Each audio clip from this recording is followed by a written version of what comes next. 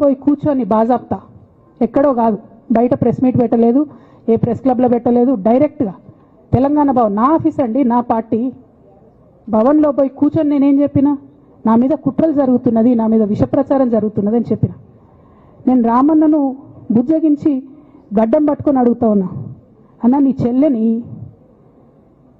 ఒక మహిళా ఎమ్మెల్సీని మన పార్టీ ఆఫీస్లో కూర్చొని నా మీద కుట్రలు జరుగుతున్నాయని నేనంటే మీరు వర్కింగ్ ప్రెసిడెంట్గా ఉన్నారన్నా, ఫోన్ చేయరా అన్న, నాకు ఏమైంది బేటా ఎందుకు బాధపడుతున్నావు అని ఫోన్ చేయరా?